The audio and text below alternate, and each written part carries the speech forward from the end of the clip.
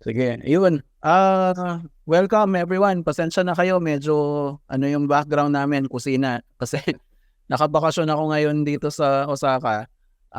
Tawag dito, kusina ng Airbnb namin ito. Ito lang yung medyo tahimik na place right now.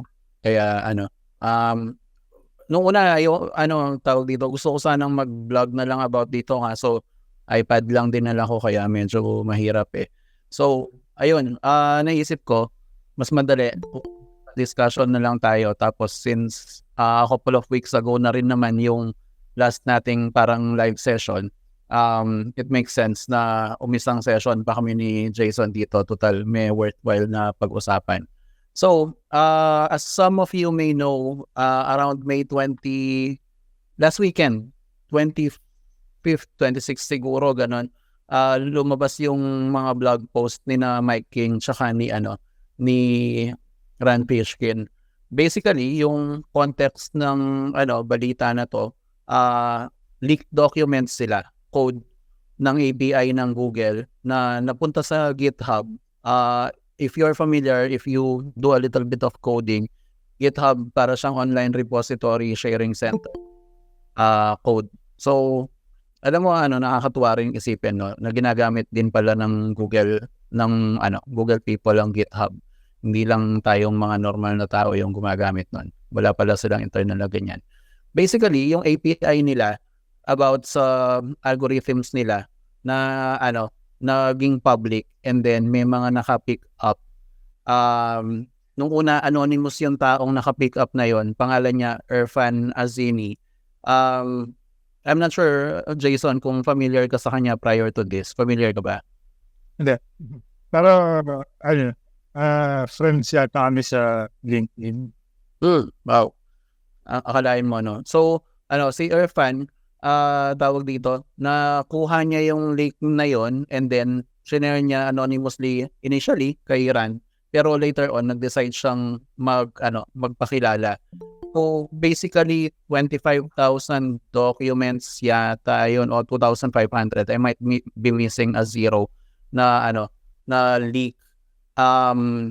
Then, si Ran yung pinili ni Irfan dahil he used to be or he probably still is the face of the SEO world. So, sa kanya binigay. And then, si Ran yung nagsulat ng article doon. Although, sa article ni Ran, he did mention na since 6 years na siyang wala sa Google, I mean sa SEO, and na siyang hindi nagko-code din. So, hindi siya yung best qualified person para i-review yung Java code nung documents na yon. So, he went to Mike King of iPullRank. Some of you might remember na sa Pilipinas nung 2016 si Mike King sa PibCon, isa siya sa mga speakers namin. So, dito, Mike King is super well regarded when it comes to the technical side of SEO and SEO in general. Pero ang identity ni Mike King, maliban sa super galing sa SEO, siya parang technology advocate talaga siya. So Rand went to him para i-review over a weekend yung maraming documents. Asahan nyo, marami pang mag-a-analyze niyan at maaring may mga iba pang lumabas na takeaways. Pero may mga nilabas na takeaways si Mike saka si Rand in their respective articles. Siyempre, na-pick up rin ng mga ibang SEO publications. So, kumalat na yung balita. So, yun yung yung summary. Siguro, ang gawin nating format for this afternoon, si Jason, clueless lang din siya sa format natin ngayon. Kasi, as in, minessage ko lang siya, podcast, ganitong oras. Sige, sabi niya. As in, fresh lang kaming magda-drop dito, kagaya niyong lahat. So, siguro, the best way we can approach this after I gave them an overview of that is to zero in and give our thoughts, Jason. And kung may mga iba pang experts sa call na to na gusto mag-share ng thoughts nila, siguro doon niya lang na legit na expert kayo, hindi yung kuro-kuro nyo lang. Tawag dito. Tignan natin yung mga biggest takeaways. Gumawa ako ng notes ko dito. And then, siguro exchange tayo ng views natin. Tapos kung may questions or takeaways yung audience, they can share it. Pero, feeling ko yung pinaka dito, malaking bagay na lumabas dito sa leak na to was the fact that Google uses click data. Kasi over the past decade, si Google, medyo confusing yung mga statements niya dyan yung public statements niya. Siguro si Rand tsaka si Irfan, ang sinabi nilang motivation nila in public is para medyo maging accountable si Google sa mga statements niya. Kasi minsan baligtaran yung statements niya, minsan naman meron silang bibigay na statement and you'll try to follow it, pero in all your testing as an SEO, and me personally, I can attest to this, parang yung kabaligtaran pa ng sinasabi nila, yun yung gumagana sa tunay na buhay. So, yung mga tao dito sa call na to na dumaan sa SEO training ko, alam nila sigurado once per training, meron akong session na babanatan ko si John Mueller. Siya yung paborito kong target sa mga Googlers kasi ko siya yung pinaka-etsosero sa kanilang lahat. Yung mga statement talaga ni John Mueller, feeling ko mas maraming kalukuhan lang. So, tawag dito. Ako lang naman yon. Hindi ko nire-represent si Jason on that sentiment. Pero basically, sinabi kasi dati ng Google, and this was a very strong statement at the time, sinabi nila, parang myth lang na yung click data nakakaapekto ng rankings. Yun ang direct quote ni Google. It's a myth that click data affects rankings. Pero this leak suggests otherwise. Kung binasa nyo yung mga articles about dito, there's this very prominent system that is being talked about here. It's called Nav Boost. Yung Nav Boost na yan, hindi ko pa naman ni-review yon, and certainly hindi rin ako yung pinaka-qualified to review the technical document. Wala akong background sa coding ng Java.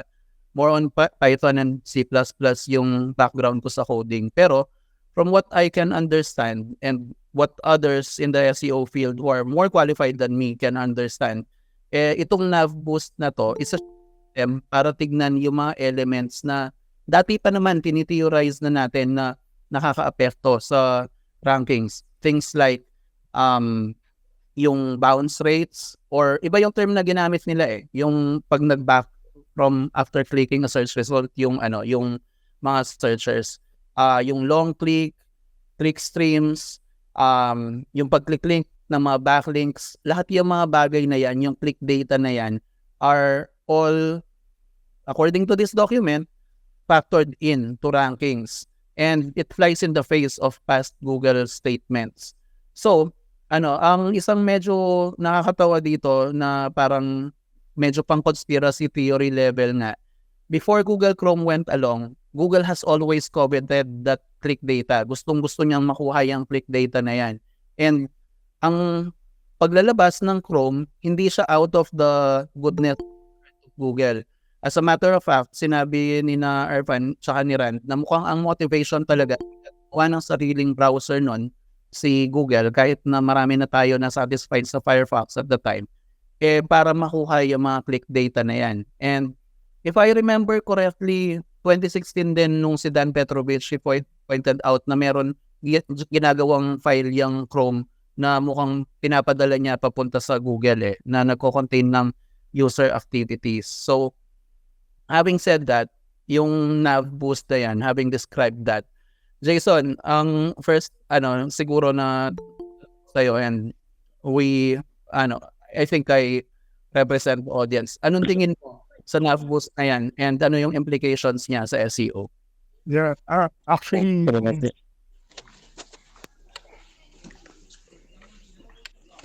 sir.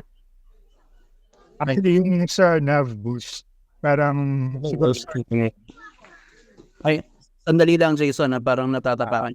Guys, yung mga nagpa-participate dito sa call, mag-mute na kayong lahat until you are recognized to speak, ha. Tawag dito, may interrupt yung natin, speakers natin. Sige, Jason, go ahead. yeah, so ever since na parang na-publicize yung transcript ng DOJ trial ng Google for their antitrust case, sobrang daming beses binanggit ni Pandu Nayak yung Nav Boost.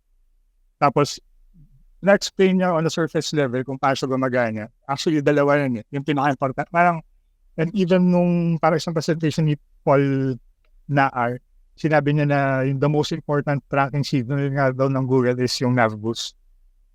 Tapos, dalawa yun eh. Yung NavBoost tsaka yung Wheel. Yung NavBoost is parang yung system nila that is able to measure yung interactions through the SERP. Tapos yung Wheel, yun yung parang which many people think nga na yung Chrome yung Chrome na browser, which is recording the activity once on the page na. So siguro mga yata Feb or Jan para nadagdagan yung trabaho ko since parang nag-shift yung focus ng campaign namin in terms of on-page optimization, more on UX side na ng SEO. Mainly to test niya yung NavBoost.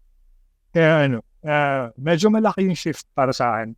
I mean yung parang biggest change sa akin yan, pagka initial audit, yun na yung mas ino-observe ko.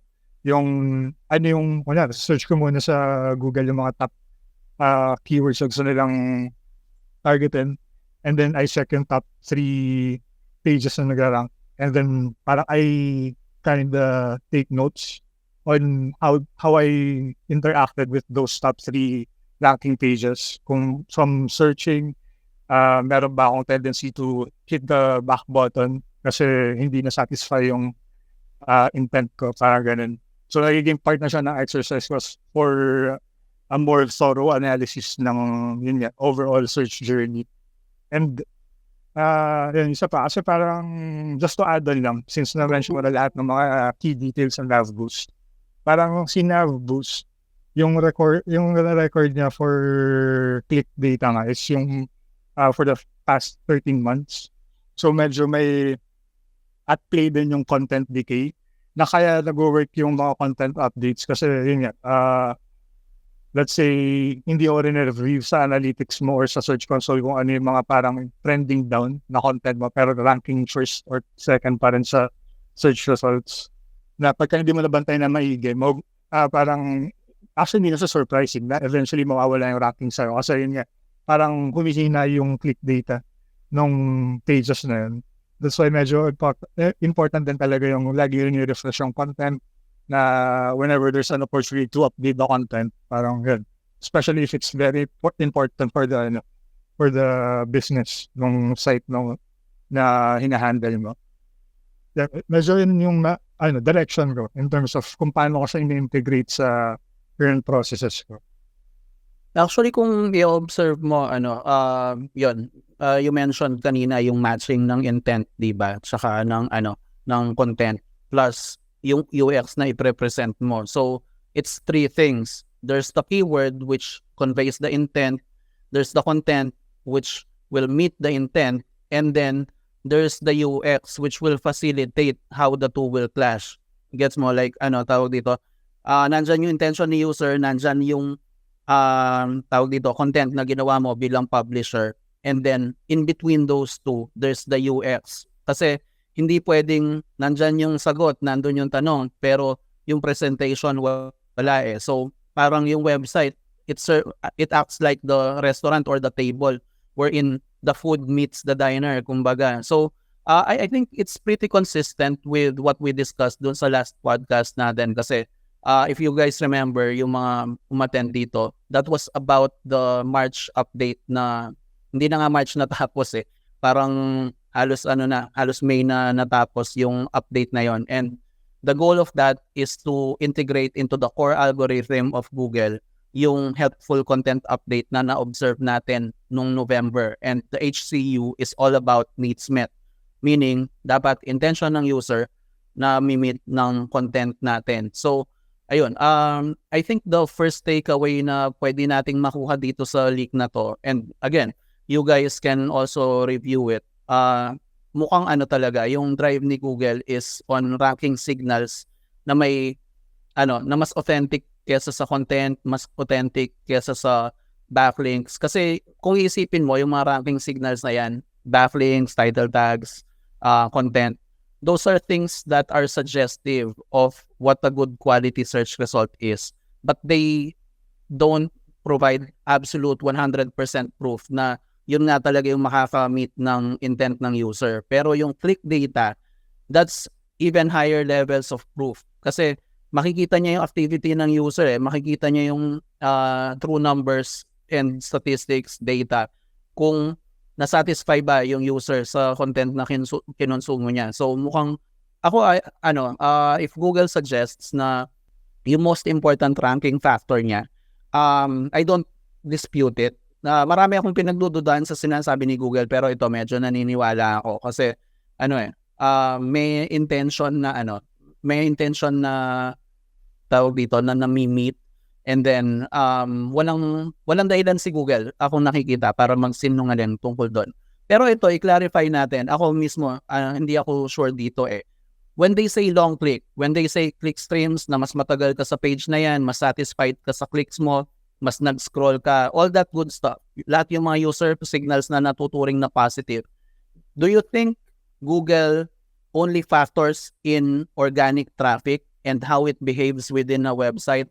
Or tingin mo ba pati mga direct na visits yan, pati mga social media driven visits yan, pati Google Ads traffic kasama na dyan, tinitignan niya lahat? Ako hindi clear sa akin yun Ano tingin mo? Yeah, may nabasa ko about yung Chromium module.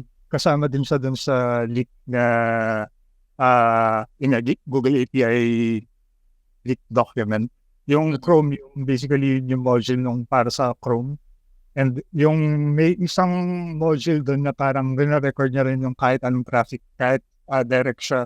So, kung let's say hindi ka talaga nag-optimize for SEO, pero sobrang absolutely well demonstrated na yun popular yung site mo, popular. Tapos yun parang based on interactions lang. Parang yun yung una na ginagamit for site links. Na-mention yun sa analysis ni Mike King. Pero meron pa ako sa nabasa na yun since kaya na i-measure yung level ng popularity ng individual pages sa ng site para i-present sa site links. Parang malaki rin yung correlation sa linya. Na kaya may mga nag-rank na sites kahit walang links, hindi optimized yung title kasi yun recorded na na maganda nga yung behavior or usage activity sa pages na. Correct. May chance pero syempre mahirap pa i-prove unless tayo mismo mag-test. Correct. Actually, kung hindi ka na lang gagawa ng website na, alam mo yon, sobrang naka-no index sa Google. Si Googlebot lang bla-block mo, tapos gawa ka ng branding, gawa ka ng traffic, tapos biglang pa-index natin, tapos na kaya SEO. Pag biglang bumulusok yung ranking pataas, ibig sabihin legit, di ba? Pero feeling ko yun lang yung way na medyo absolute yung proof mo. Pero kung existing site, parang hindi pa masyado. Kasi pasok yung Google traffic doon Pero ako ang take ko dito, agree ako sa'yo na I don't think it's just search engine traffic that it looks at dyan sa sa nav boost na yan, sa click data na yan. Kasi kung yun lang naman ang gusto niyang tignan and sarili lang niyang traffic yung pinagkakatiwalaan niya, edi sana kahit sa Google Analytics lang, makikita na niya yan di ba? Regardless of browser. Bakit pa niya kailangan gumawa ng Chromium ng sarili niyang browser para tignan yung data? Kasi nga, if sa audience natin, if you're not familiar with how Google Analytics works, lalo na yung reports niya on user engagement, a lot of that hinges on cookies. Like when you enter a web page, or at least when your browser accesses a web page, ang ginagawa ng Google Analytics at ng iba pang mga tracking platforms, magpa-fire yan ng cookie sa sa browser mo. Maliit na code lang yon, pero mamarkahan niya na, eto, tinignan niya itong webpage na to. Anong susunod niyang gagawin? Kunyari, from homepage, pumunta ka sa category ng men's underpants. Punta ka sa doon, pag-click mo nun, magpa-fire din ng cookie yung page na yon. So ngayon, may data na ako na from the homepage, pumunta ka dito, and then pumunta ka dito, and then umexit ka. In between those, ma-establish niya gaano katagal ka nandun. And probably, may establish din niya gaano karaming in-scroll dun sa content. Kung yun at yun lang naman ang gustong data ng Google, kaya na niyang gawin yun without building its own browser. So, kung organic traffic lang niya yung titignan niya, done deal. Without Chrome, pwede na yon. Pero, ginawa niya yung Chrome eh. Ibig sabihin, tingin ko, lahat ng klase ng traffic gusto niyang tingnan. Not just Google traffic, not just Google Ads traffic. Social media, direct traffic, referring traffic. Mukhang gusto niyang tignan lahat yan ni Google. Kaya, tingin ko, when you're optimizing for positive usage, for positive user engagement signals, hindi lang organic traffic ang dapat mong i-factor in. Mukhang mas magiging malaki na yung impact as confirmed by the leak or as suggested by the leak ng other things like organic traffic, ng persona mo as a brand, whether legit na author ka or you're speaking for the brand itself. Those are the things that are going to come into play even more. So, medyo ililid tayo nito dun sa next takeaway na nabasa ko na parang sinasabi nito na sinasandbox ang mga bagong websites or medyo mahirap para sa mga bagong websites na makapasok, lalo na small to medium enterprises. If they put together a new website, it's going to take some time for them to rank kasi yung branding signals tsaka yung user engagement data, yun yung tinitignan ni Google. Anong outlook mo dito, Jason? Parang mahirap pa siya i-interpret kasi parang karamihan, actually yung sa sandbox tatlo lang yung nabasa ko. Pero meron kasi dun isa na sinabi na yung target is yung medyo parang attributes targeting mga spammy and manipulative actions. So parang yun yung nasa sandbox.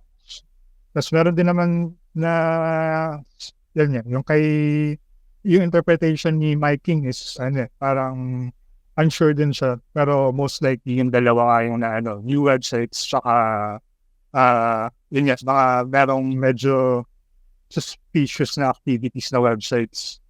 Pero to me naman ever since siguro since 2012 na sinabi nila na wala talagang sandbox.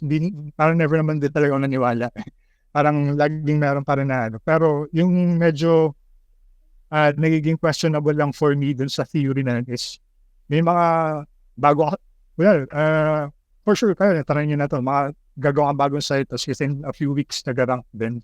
So parang minsan isipin mo rin baka meron lang mga whitelisted and blacklisted na industries na dito parang dito mas mahigpit yung sandbox kasi gusto nila mag-save up na space sa servers nila, sa index nila na mas closely guarded kung sino yung mga talagang kailangan mag-rank. Pero meron din mga industries na parang hindi ganun ka tightly guarded na kaya mo mag-rank within a few weeks or days minsan.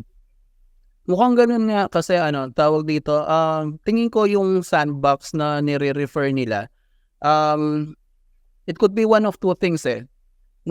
There might indeed be a sandbox and spammy sites and very new websites could be in it, or it could be the other way around. Maaring walang sandbox pero meron exclusive na list ng mga websites na pabor talaga yung Google sa kanila, na sila na lang ng sila pagdating sa taas ng search results. Na-mention yan dun sa breakdown ni na Rand tsaka ni na Mike King na for things like COVID, for example, or finance, basically YMYL, mukhang may whitelisting na nangyayari dyan na kailangan medyo napatunayan mo na over the years na legit at credible yung operations mo, pati yung information na pinamimigay mo at nang mapunta ko dun sa taas. So for example, nung COVID, nakita natin in action yan. Kulang na lang sabihin nilang oo, meron talagang whitelist. Pero basically, ang magra-rank lang doon, WHO, Center for Disease Control, and whatever your local equivalents are. Yun ang magra-rank sa bandang itaas. Yung mga iba, kahit matataas yung mga DA nila, magaganda yung content nila, sa bandang baba lang kayo kasi hindi official data na kailangan paniwalaan ng buong populasyon yung sa inyo. So, ako, if I think about it, the sandbox might not exist, pero meron natural barrier ng ranking based on your brand. Again, meron industry specific yan, especially yung mga YMYL. Pero recently nilaunch ko yung data science tawag dito, website namin, and konting on page, konting technical, konting link building. I think nasa top 5 na siya pagdating sa data analytics firm Philippines, ganon. Tingin ko hindi pa nababasa ni Google yung mga iba kong links, so tataas pa yon. So may mga industry na pwedeng halos nasa taas ka agad, especially kung hindi pa ganun ka competitive. Okay, tawag dito, meron isang interesting na takeaway dito si Rand na na-mention niya. Ito medyo controversial to tingin ko kasi pareho tayo na tingin ko believer naman tayo ever since lumabas yung concept dun sa EEAT or expertise, experience, authority, trust.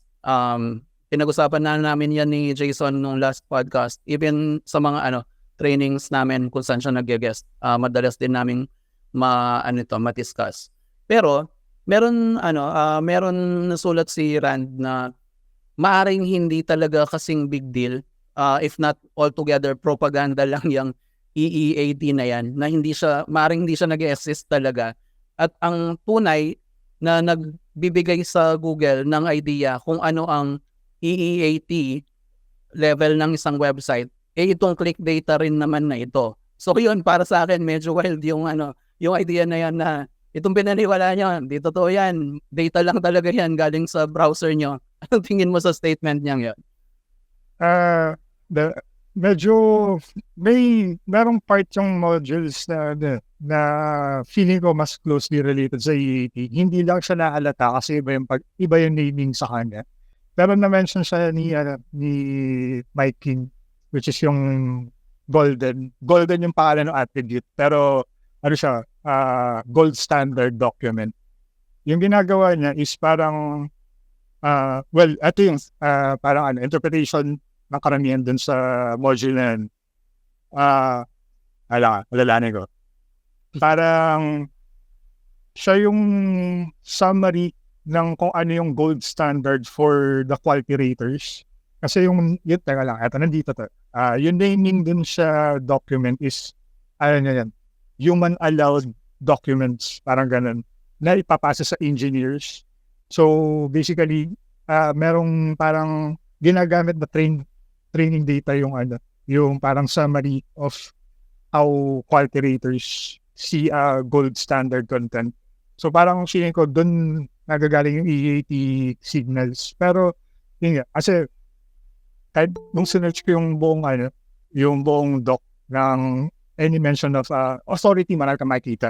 Pero yun, yung EEAT or yung the entire na meaning ng EEAT, wala ka rin tayo makikita sa doc. Pero, yeah, may sense na pwedeng parang propaganda nga siya. Although, may ilang modules like yung may isa rin na module for short content. Yung main attribute na gamit doon is originals for may notes kasi ako nung original content score. So parang yung sinasabi dito is iba yung way nila ng pag-measure ng mga short content, like let's say 100 to 700 word content versus mga content na long form. Pagka short form content, parang iba yung ina-assign nila na module to assess or evaluate the content more on the originality na So mas kino-compare na yung buong content to the entire corpus na existing for that topic. And medyo pasok siya sa EEAT siguro kasi na-mention doon ni Mike King nga na medyo explicit yung sa author, parang author measurements ni Google if we will parang consider na yun nga, na the entirety of these leaked documents are yun nga, the things that they are currently measuring. Hindi lang natin alam kung paano sila win-away. Pero basically, those are the elements na kaya mag-prove ng EEAT ng isang content or isang entity. Kasi pag inisip mo, ang EEAT, medyo subjective siya I-breakdown natin siya sa individual components niya. Yung una, experience. We know this na dinagdag nila yung experience sa EEAT kasi dati EAT lang yan. Probably to brace the SERPs and the internet for the the arrival of AI. Kasi pag gawang AI lang, ibig sabihin walang experience na involved, 'di ba? Kinolate lang niya 'yon na knowledge from its sources eh. Tapos kumbaga para siyang tape recorder na na i-playback lang niya papunta sa iyo. Basically, what you get is an echo of the knowledge of the internet which was abridged and summarized by the AI for you. There's nothing quite original about it and it's not based on experience. Tingin ko yun yung rational ni Google kung bakit dinagdag niya yon. And medyo madali lang naman i-quantify yon kung iisipin mo because you have to look up the person in order to determine if there's actual experience behind that writing.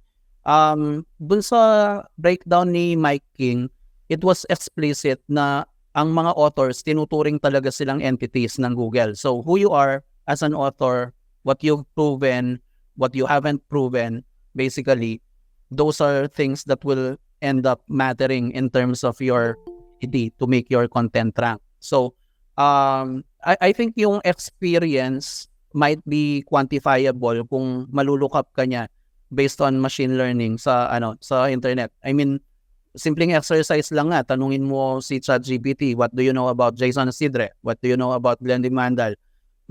Bibigyan ka niya ng ng overview. So, medyo quantifiable, we know that sa mga machines. So, tingin ko there's an algorithmic function factor for that. Pero being recognized as an experienced author will take a little bit of time.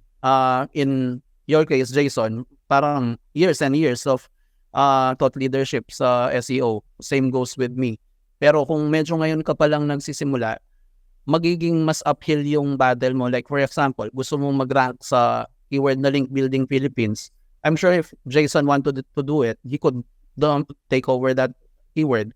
I've been ranking for that keyword for years. But if one of you wanted to start a blog tomorrow, tapos ginawa mo magandang content, sige, given na yon, optimize yung websites mo, tapos binomba mo ng links, huwag mong i-expect na in 2 to 3 months mahabol mo yung rankings namin kasi yung experience part, lalo na if you just came out of nowhere, baka medyo magkulang yon. Yung expertise might be a little bit harder to quantify kasi expertise definition siya nung quality ng content mo tsaka yung presence ng mga statistics, specific names, nouns na de-define talaga nung content mo, plus kung verifiable ba na tama yung sinusulat mo, and then nandyan ba yung body of work that will prove your expertise in that field. So that one, meron subjective na aspects dyan, may numerical na aspects. So I think yun, pwedeng totoo pa na nag-exist dyan sa tawag dito, sa documentation na yan. So maaring yung expertise, experience, pag sinabi kong quantifiable, ibig sabihin, pwede mong ipasok sa computer dahil numero yan. Pag pwede mong ipasok sa computer, malamang nag-exist yan sa Google ngayon.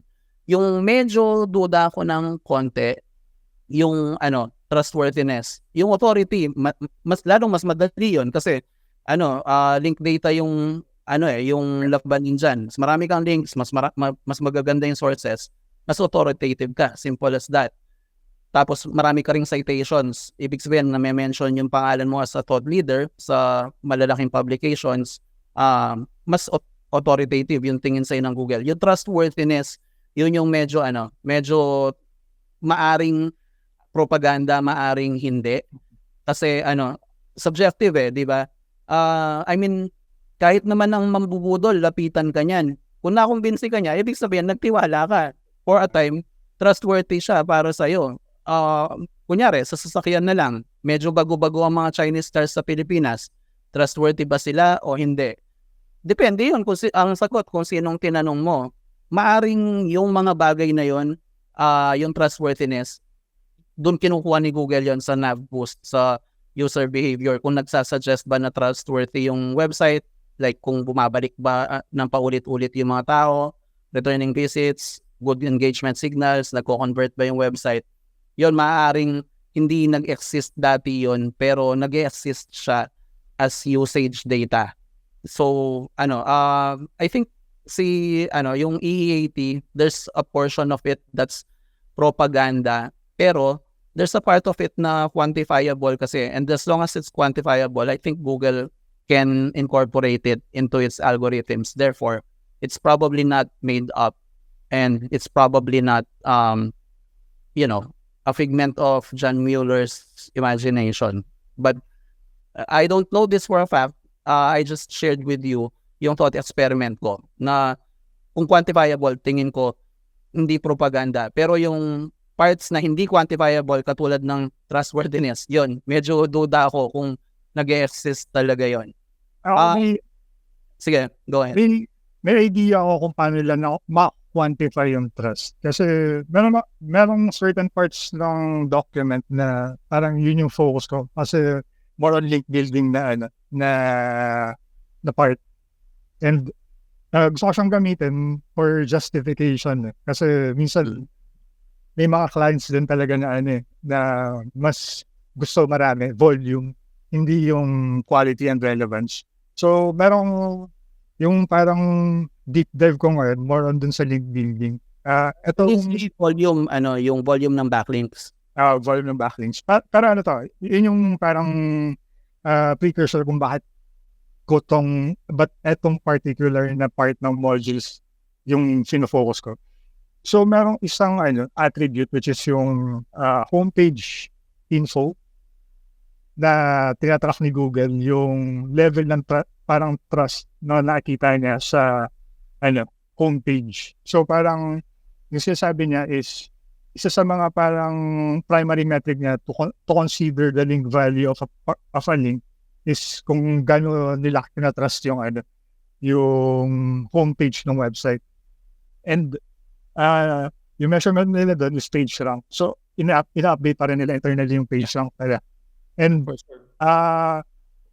feeling ko, mako-quantify nila yung trust based on the number of domains na high trust scores yung homepage na nag-link sa isang site. Let's say, kunwari, meron kang yung site mo merong 100 na high trust scores na homepage na nag-link sa'yo. Tapos yung competitor mo meron 200, meron 300. So, parang I think from there, kaya nilang parang meron silang idea of seeing who is more trustworthy than who. Parang ganun. Well, parang yun na yung naisip ko in terms of quantifying yung trust data.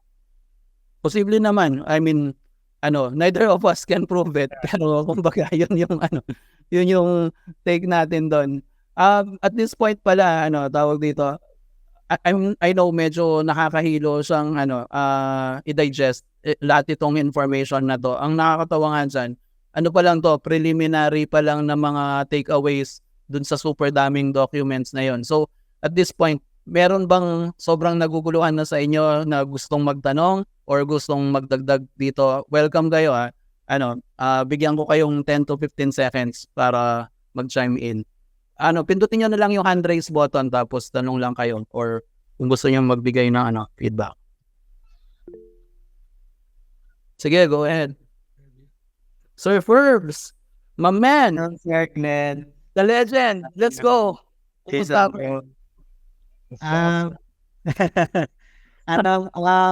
Based lang dun sa trustworthiness, would you consider yung sa atin na metrics like dwell time or yung clicks as a parang factor doon sa pag-contribute? Kasi I think si Cyrus Shepard last time when he got a chance to talk sa stage, meron siyang study doon sa parang pinag-shuffle ni Google yung ranking ng 1, 2, 3, tapos sino yung mas nagkakaroon ng click-throughs, sino doon yung parang mas nag-i-stick yung clicks, pumupunta ng ibang pages, yun ang mas minimerit ni Google sa ranking ng mas mataas.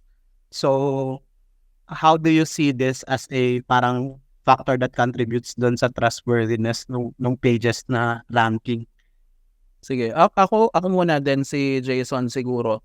Para sa akin, tawag dito, ganito, ilagay natin sa tunay na buhay, kunyari may kausap ka na hindi ka tiwa-tiwalang tao, mambubudol talaga siya. Or kunyari, hindi, ayoko sabihing ino-offeran ka ng MLM, baka galit mga tao sa akin, baka meron nagnenegosyo ng gano'n dito. Pero sabihin mo na lang meron talagang gustong bumudol sa'yo. Hindi naman dahil matagal ka niyang nakausap, mas trustworthy na siya. Meron mga ways kasi para artificially mapahaba yung scrolls, mapa-stick yung tao sa webpage. So, ako lang naman to. This is my personal take na if I was in Google, I would be highly skeptical of that kind of data as a factor for trustworthiness. Siguro yung conversion, yun, medyo nagtiwala ka na talaga, nag-convert ka, baka pwedeng gamitin. Pero baka yung yung stickiness ng clicks, tsaka yung dwell time niya, buti na remind mo kami. Lumabas din ng maraming beses yan sa mga analysis ng ibang SEO sa US, yung dwell time. I think those might be a little bit weak. Remember, before all of this came out, ang interpretation ng marami sa atin sa SEO community, yung trustworthiness napapakita mo kung yung website mo ay naka-HTTPS, meron kang full transparent ka sa cookie policies mo, meron kang logo ng Norton na virus free ka, tapos meron kang logo ng BBB na hindi ka scammer. Yun yung interpretasyon ng marami sa atin dati. A lot of those things are subjective, of course. So ako personally, baka hindi ako masyadong mag-lean towards that. I'm sure dwell time, scroll times, stickiness of links, long clicks, short clicks, squashed, non-squashed clicks, all of those things can be factored somewhere else, but probably not in terms of trustworthiness. So, ayun. Ikaw, Jason, tingin mo? Ako, ever since kasi, if you consider all the ranking factors, even dito sa leaked documents, yung 14,000 plus na attributes and search features, parang feeling ko counterproductive. Ako, after nung leak na to, and after ko naman, actually, di ba ako tapos mag-research about this? I think it will take me 1 more week to really digest everything na nare-list ako. Kasi ngayon, ginagawa ko, nagka-copy-paste lang din ako, tapos tsaka ako babalikan kapag may nakita na ako na interesting. Pero, so far kasi, in terms of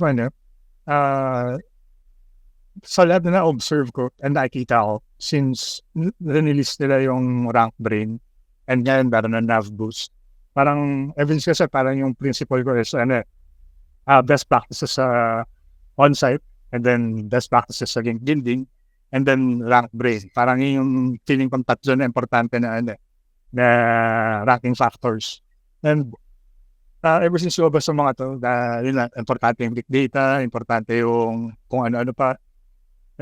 Minsan naisip ko na lang minsan naisip ko na lang na feeling ko kaya confident si Google sabihin na malakas si RankBrain, because si RankBrain, siya lang yung parang, siya yung core ranking system talaga, na nandun si NavBoost, nandun si na mahirap talaga alamin kung ano yung timpla, ano yung weight, ano yung mas importante yung i-optimize, or Kaya ngayon parang yung direction ko is more on talaga, medyo human-led na actions na campaign, na tipong yung you're optimizing for human perspectives. Ever since naman yun yung sinabi rin ni Google na huwag mo follow algorithm, follow mo kung ano yung gusto ng tao. So parang more of a reflection on how traditional marketing works, na yun yan. Actually ngayon parang even si Rand, si Mike King, kung yung sa mga analysis nila, parang din nila mention na build a brand, na doon talaga papunta. So right now, parang ako kahit yung mga, parang yung nag-incentivize nung strategies na gusto ko implement na mas bibigyan ko ng attention and oras yung mga alam kong aligned sa branding efforts ng client, rather than focusing on the nitty-gritty na yun nga, kailangan alam mo kung not saying na hindi importante na alam mo kung ano yung engagement stats ng mga importante pages mo, pero you collect them to support nga yung idea na overall na habol nyo is to satisfy the intent, satisfy the users. And yun, parang byproduct na lang naman yung other things like trust, building trust. Hindi ko sure kung nasagot ko yung tanong mo, Fergs, pero alam ko na alam mo yung sagot, di mo na sinasabi sa akin. By the way, tawag dito, meron, I mean, matagal nang minsan-minsan na lang nagsusulat si Jason sa blog niya. Pero I think one of the last 3 articles he wrote was how to SEO new websites. So, yung mga tao sa audience, if hindi nyo pa nabasa yon, legit na piece of reading yon. I know from time to time, whether freelancer ka or agency ka, makaka-encounter ka ng website na super bago lang. So, I think it will be super helpful to read that. With or without this leak, valid yung advice na binigay ni Jason doon. So, check nyo siya. Okay. Anyone else meron questions or gustong i-share about dito sa leak na to bago tayo mag-proceed doon sa mga iba? Ako may question ako sa'yo, Glenn. After reading yung mga analysis natong mga analysis nila Night King, did anything change on how you view things? Wala eh. Ako na. Parang confirmation lang ng suspicions natin, no? Or on validation lang din. Exactly. Sa totoo lang, actually, kung tatanungin niyo ako, may nagbago ba sa SEO practice namin? Wala eh. Kasi, ang pinaka-satisfying na part lang nito, napatunayan kong Echosero talaga si John Mueller. Maliban wala naman talaga. Tawag dito, katulad ng na-mention ni Jason, and I think this was a super important part ng practice namin as an agency that I did not intend pero is paying dividends now. And si JR, yung head ng SEO namin, is in this call. He can attest to this. Yung content department namin, tsaka yung SEO team, do not sit in one room. You know what that means? My content team was never really brought into anything more than writing title tags and meta descriptions in terms of SEO practices. So, kumbaga, yung pagiging pristine nila in terms of writers writing for people na maintain namin over a decade. So, hindi namin pinoproblema yung gumagawa kami ng content or gumagawa kami ng campaigns for the sake of search engines. No, laging factored in yung humans, lalo na yung head ng content namin, si Greg. Like, super stickler niyan pagdating sa content quality tsaka sa readability. So, sa approach namin sa content, plus yung mga pag-optimize ng usage signals, walang magbabago doon. I think, ang may pinakamalaking tawag dito, thinking points dito would be our head of web design and development, si Oli, kung paano pa namin may improve yung namin, yung mga designs namin, yung UX namin in such a way that we promote better usage signals. Pero other than that, hindi. Actually, yung isang part na ng analysis ni Naran, saka yung kinote niya si Efran, na sinabi doon na kinakategorize into 3 different buckets ni Google yung mga links. I'm not sure, Jason, kung nabasa mo itong part na to, pero basically, meron low, medium, to high priority na backlinks na classification si Google, and it's irrespective of domain authority, page rank, whatever you want to call it. Kasi kinaklasify niya kung nakiklik ba talaga ng tao ng mga verified devices yung mga backlinks na yan para magpasa sila ng page rank. So, ang sabi nila doon, yung mga low quality backlinks na hindi naman talaga nakiklik, ini-ignore yan ni Google. And then yung mga nakiklik pa minsan-minsan, nandun sila sa medium level, maaring hindi nila ipasa yung buong link equity dapat ng page na yon, pero may napapasa pa rin. And then, there will be highly clicked links that will drive good referral traffic from good quality websites. Yun yung magbabato talaga ng solid na link equity papunta sa isang page. I mean, it sounds good in theory until you check out the fact that us, and alam ni JR to, yung head ng SEO namin, mahilig kaming mag-test ng mga backlinks. Minsan random na client, nakikita namin, marami tayong ibang kliyente sa space na to na hindi siya competitor. Ano kaya ang mangyayari kung taniman natin sila ng links sa mga non-visited sessions nila? Yung tipong about us, our story. Wala naman talaga masyadong nagbabasa nun. Nakikita namin sa Google Analytics, walang masyadong pumupunta dyan. Tapos doon kaming magtatanim ng link. Tanungin nyo, yung link na tinanim namin sa isang low traffic web page, sa isang mid-level website na alam namin hindi kiniklik yung link na yon, nag-work ba o hindi? Jay, anong sagot? Sabihin mo sa akin. Nag-work. Hindi nag-click, nag-work. So tingin ko kalokohan lang yung yung part na yon. Men, alam nyo gaano kalakas mag-work? Industry leading level ng work. As in magna number 1 sa search results. Nang nagtanim lang kami, tinatanggal din namin. Kasi nga, tapos na yung testing phase. Pero, ginagawa namin yun na parang job sa boxing eh. Kumbaga, tinitignan namin what it will take in terms of link acquisition. Kung ilang links lang ba na tinanim, instant nagawa mo, magra-rank na to ng mataas, or kailangan ba na mas maraming links ito kaysa content? Doon mo mapaprioritize anong kailangan nito. Technical ba? Link ba? Content ba? All of the above? Alin? Yung pagtatanim ng link na yun, masasabi na niya sa'yo kung konting links lang ba ang kailangan, maraming links ang kailangan. So, yeah, yung mga ibang takeaways dito, hindi ako masyadong bilib. So, yun lang talagang promotion ng usage signals. So, yun. So, nasagot ko naman siguro yung tanong mo, di ba, pre?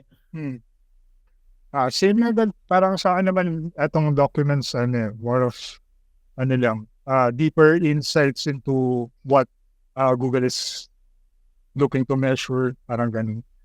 Since kung may idea ako ano yung mga mini-measure niya, saka kung paano nila mini-measure, medyo mas, in a way, nag-guide din yung actions mo. Pero feeling ko rin kasi parang hindi wala kailangan maging highly technical in terms of yung technicalities ng SEO ngayon. More on talaga, branding, engagement metrics. And as for link building naman, kasi yun yung focus ng research ko when it comes to diving deeper dito sa documentation na to. Yung mga parang nakita ko na okay is yun nga parang yung mga kung paano nag-assign ng link value si Google, yung mga pinaprioritize niya is mga pages na nag-rank na mismo sa search, and yung mga top tier na pages from a site na yun nga, mataas yung placing sa hierarchy ng site architecture. So kahit hindi nag-click yung mga tao doon, as long as lagi siyang na-crawl.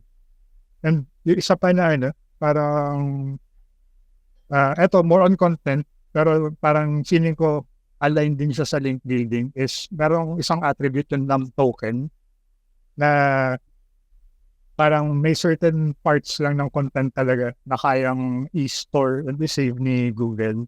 So kung yung links mo, sobrang, let's say, nasa 5,000 word na article, tapos yung link mo nasa tipong 4,000 or plus na, may chance na hindi na siya nasi-save ni Google.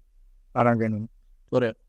Tsaka I think long established practice na rin naman na yung mga links na nakikita above the fold, mas malakas talaga yung bato kaysa kaysa sa mga super down the line na lang na backlinks. Okay.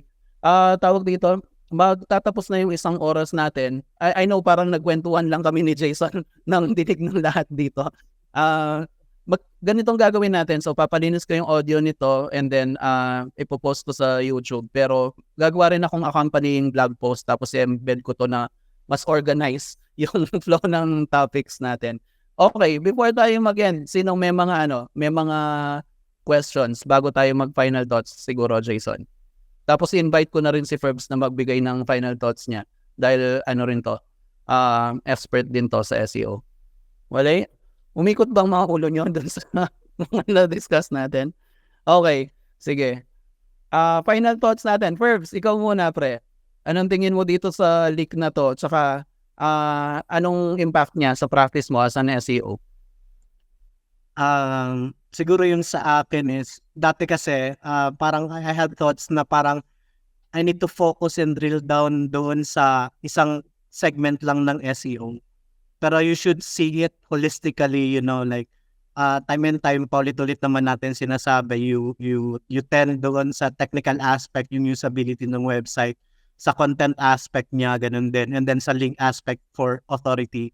So, instead na mag-focus ka lang sa one angle nung tatlong yun, dapat tinitignan mo as a whole yung holistic na approach mo when dealing with SEO. Hindi pwedeng strictly content lang talaga ako mag-drill down. Paano maganda yung content mo pero bokya yung user experience and at the same time wala siyang links, so mababa rin yung authority nung, so dapat overall na scope yung titignan. I think yun yung parang pinaka ko doon.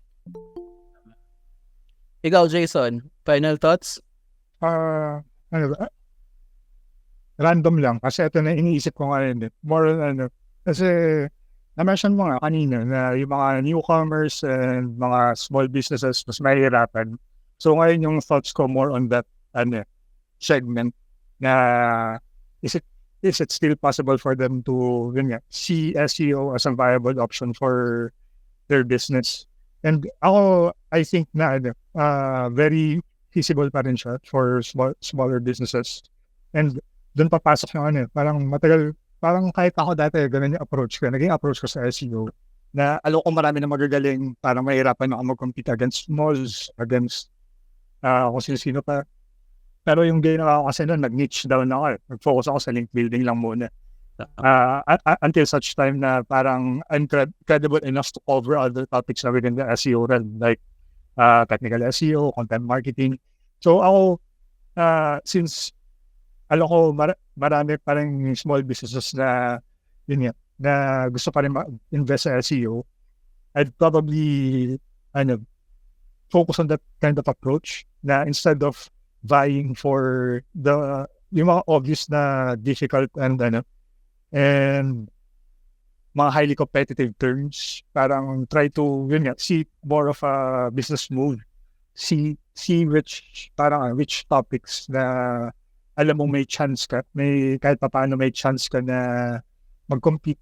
And then, doon mo simulan step by step yung pag-build ng brand na yun nga. Na when we say or when someone searches for ganitong klaseng niche, like let's say feeling ko sa SEO sa Pinas, marami na gumagawa na parang local SEO for engineers, for surgeons. Right. Sorry, parang yun yung niche nga. So parang doon mo i-build on yung brand mo na until na umabot ka sa point na kaya mo nang makipag-compete sa mga bigger names kasi nakapag-invest ka na doon sa Kasi parang ang hirap for us, I think many of us will relate na mahirap magbenta ng service na unsure ka unsure ka for the client na achievable ba to. Yeah. Given the circumstances na let's say maraming malalakas na brand na nagko-compete dyan. So yung trabaho natin as consultants is to find ways for them to compete. And siguro na lang yung last piece of advice ko for this meeting na yung trabaho natin is to find ways for them. So try to niche down, present the idea and justify kung bakit mas may sense na ganito yung gawin mo kaysa sa mag-compete ka agad sa mga alam mong keywords na mahihirapan tayo. Or depende nila kasi kung budget naman nila is $20,000 per month, game ako. Parang ganun. Pero yun nga. Ilagay mo yung mas branding. Ewan ko lang kung hindi pa naman mag-rank yan, di ba? True, very true. Okay. Ako, a couple of points.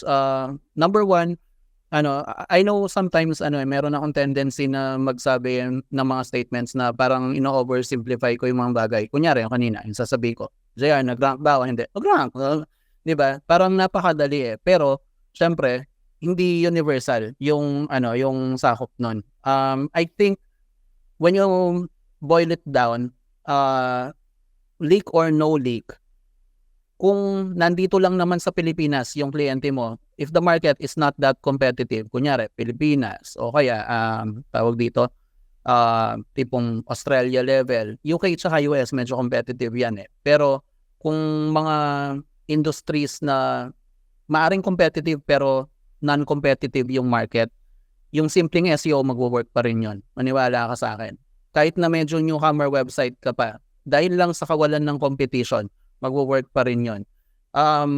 Pangalawa, tawag dito, kung medyo developed na yung market, like yun nga, US, UK, Singapore, ganyan, tawag dito, medyo higher level ng SEO ang kailangan mo doon. Mas mag-pay attention ka dito sa leak na to. Kasi kung sa simpleng non-competitive market or non-competitive niche, simpleng paggagawa ng magandang content, pag-on-page SEO, link building, dadalhin ka na nun sa taas, maaring sa mas competitive na market, hindi enough talaga yon. So, doon na yung mga medyo mas advanced, like optimizing your user experience, optimizing for better EEAT, creating more credible content, lalo na yung mga persona na gagamitin mo, kunyari YMYL, kung finance yan, maaring CPA dapat yung nag-sign off or yung nag-byline ng website mo para mas credible siya.